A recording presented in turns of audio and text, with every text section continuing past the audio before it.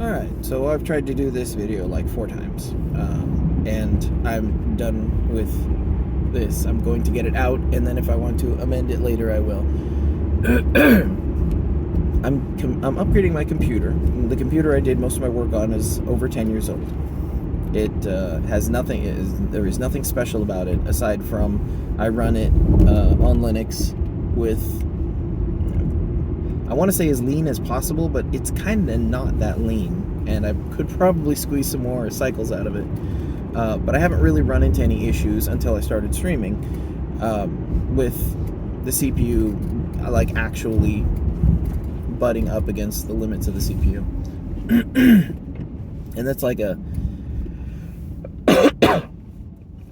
that's like an Athlon 2. So it's current computers, last year's computers are about 10 times faster. So I decided to buy a computer that's 10 times faster. I've got a upgrade, a new computer, I don't know, parts upgrade, whatever you call it. Motherboard, CPU, RAM, and SSD combo coming in. And I'm going to see what the actual bottleneck is, and see if see if I actually get benefit for my workflow out of this additional processor speed. I'm guessing the speed is going to be negligible, but from like on paper, this CPU's almost 10 times faster than what I've got now. So I don't see how that can be possible. Not only that, the hard drive's like 5 or 6 times faster. So it's probably going to be pretty fine. So I'll be able to use that. But it got me, the idea of getting getting a new computer or new parts for a computer got me thinking about the roles of the different computers in our house, or the roles of the technology in our house. And you know me, I don't like to throw anything away. So I have other devices that now I'm like, well, what can this device do? What can this do? I've got a Raspberry Pi where the the Wi-Fi went bad. So with bad Wi-Fi, it's hard to do much of anything with it,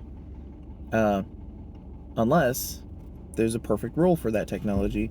It's to operate as a Pi hole that sucks up ads and blocks domains and stuff like that. Because I can Ethernet connect it directly to the router, and then just power it out there. I actually wonder if I can power it from the front. I wonder if the plus and minus are shared from the power mini USB mini or micro. Yeah, USB micro connector in the back all the way to the ones up front. Then you could power it with a male-to-male Type A connectors. Yeah. So it's like there's a position for all this technology, and wherever there isn't, there's an opportunity to part it out. Maybe coffee will help. And I actually just got through with this at work. I had I managed to put together from parts another computer, another working, pretty alright speed, and by alright speed I mean about 10 years old computer, and it obviously has to run lean. So I loaded up with Manjaro with an i3 window manager. I could probably go cheaper with like an open box or something like that, but the point was that I like i3.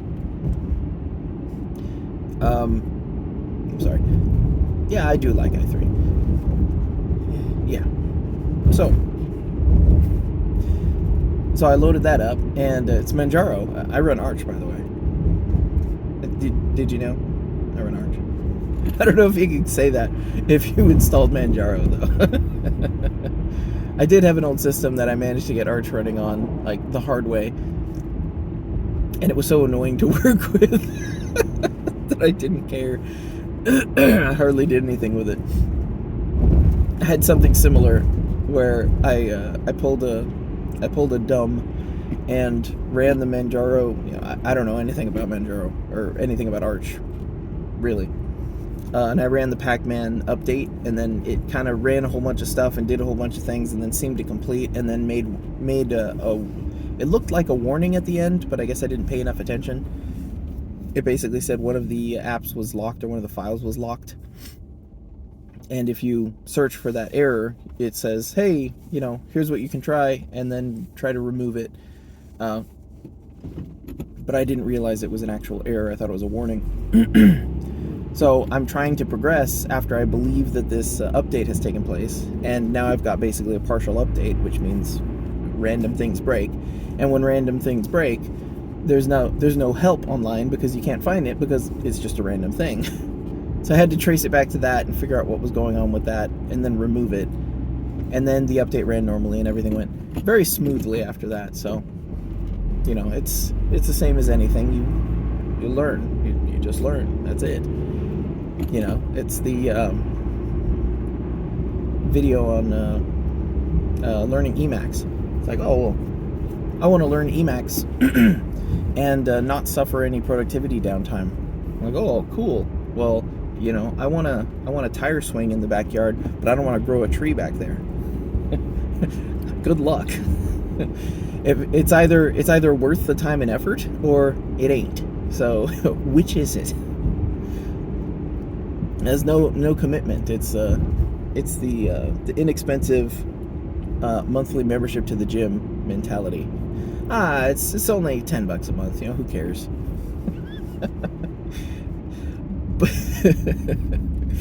But if you're paying $200 a month for the gym, and it's Thursday, and you're like, man, I haven't been to the gym all week.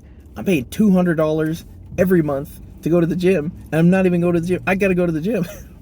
You make excuses to go. It's a symbol of your commitment, that the time put into it, the money put into it, is a symbol of the commitment. The Bible is true once again. Where your money is, so will your heart be.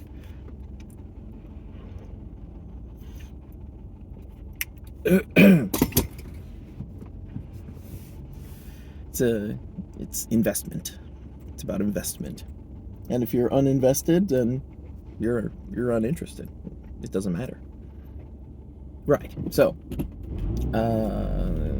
computer, learn emacs, Manjaro. Yeah. So I had that old computer, and it got Manjaro installed on it, and I'm like, hey, this thing's pretty snappy, and I don't have like weird memory spikes. It's also running like, what is it, Ice Weasel, which was kind of weird, but functional. I'm not gonna lie, I like the Firefox profiled experience.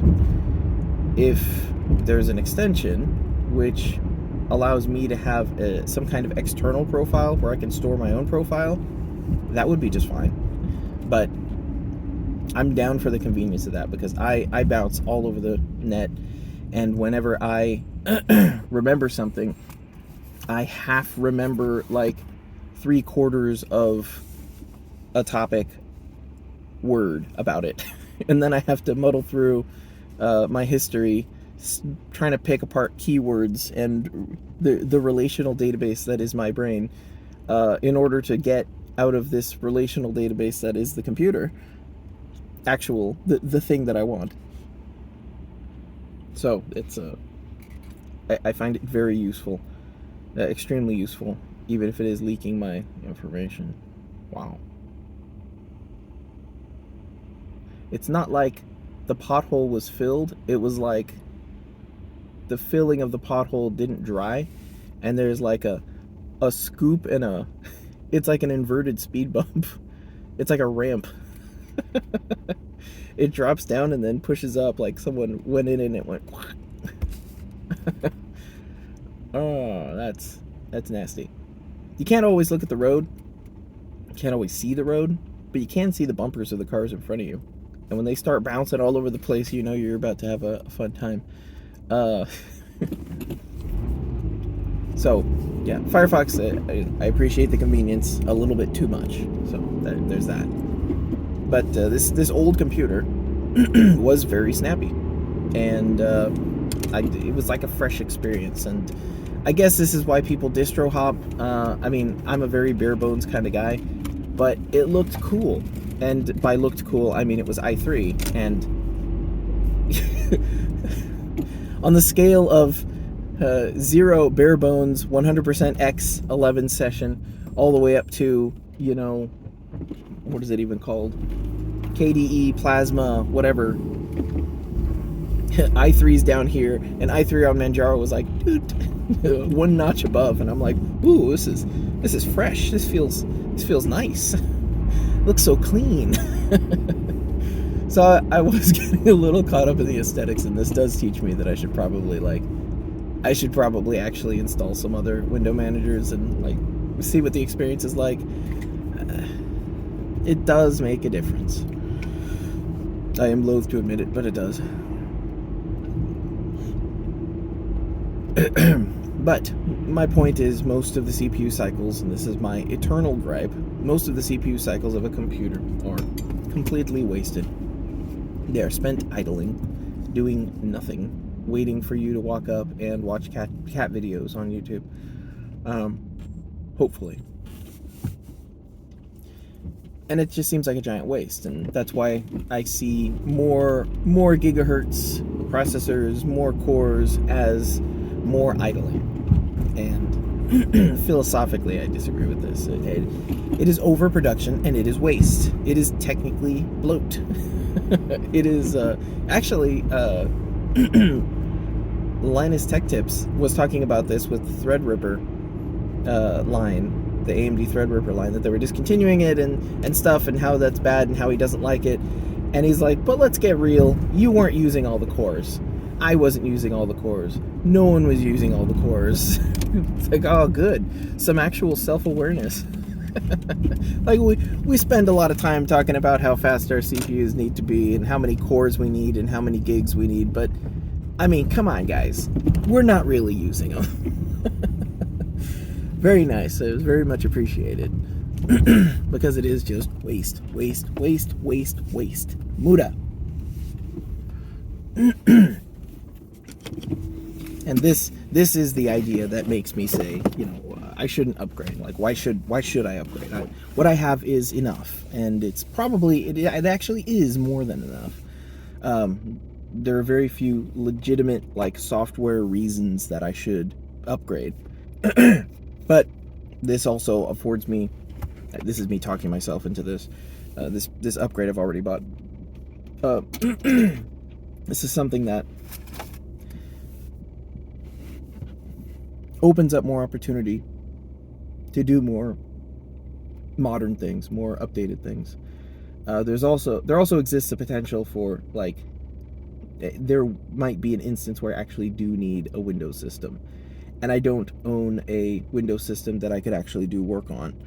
I have a tablet, but that tablet's pretty anemic. It's a, you know, it is what it's supposed to be. It's a tablet, and that tablet is not a full-featured computing experience, just like the cell phone. The smartphone is not a full-featured computing experience. It's not designed to be that. And that was something that something that I figured out, is that it depends, obviously. Whatever your task is what depends on what the useful thing is. And if you're doing, you know, really heavy computing, nothing really beats a tower, period. If you're in a mall processing surveys as a sales program where you get paid by the survey, yeah, I'm not going to have a tower PC and say, hey, everyone, come over here to come to my setup of a tower PC, and I'll ask you questions and click a button. That can be a tablet. That should be a tablet. It might even be a phone if you want something with like pictures or whatever, or better battery life. But you should be standing there with a tablet, walking around, saying, oh yes, let me enter your information. Yes, yes, no, yes, no. On a scale of 1 to 5, submit. Thank you, have a nice day. And then turn around and walk to the next person. That's something that is perfect for a tablet. And if you're, you know, there are some things which are perfect for a smartphone. But at the end of the day, the tower computer stands alone. The tower computer is like your base, your home base that you come back to. Your excursion devices go out and do things and collect data as input. Then you bring it back to your tower workstation. You actually process the data, and then you can submit it as output from there. There is almost nothing that is improved by you doing it off of a tower, especially from the processing and output perspective.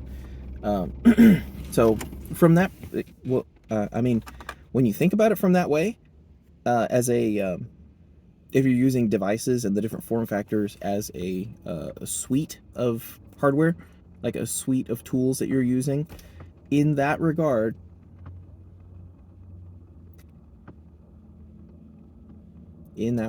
Apple has a really solid offering.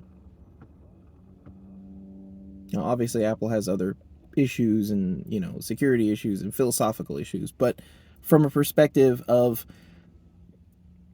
I'm gonna record a video or record notes or take pictures on my iPhone, and then I'm going to go home and then sync it to my computer or already have it on my computer through iCloud or whatever. Um, that's not a problem. Or I receive messages on my iPhone and I can respond to some of them quickly and easily, but some of them need something longer. And I can go home and I assume you can send messages on iMessage through your tower computer or your laptop or whatever. And even like laptop and desktop, their laptop and tower are pretty close together. But tower just really has the opportunity of having different kinds of hardware. There's more versatility there and more upgrade paths as much as we're turning PCs into disposable, commoditized assets that you use it for a while and you throw it out. There still exists upgrading. That is something that can be done in order to save money and improve things. Um, so it's interesting to think about this from this perspective. The other thing I realized is that computer, that 10-year-old computer that I was using, has paid for itself many times over, and it actually deserves an upgrade. uh, the other thing is that I'm gonna have enough parts that I can make another computer out of it, essentially. So there will be the potential for having another one as a server and one as a something else. I'm still figuring out the roles. Because once you figure out the roles, you can build it, and I've kind of already done that. So I've already built it. So so we'll see. All right.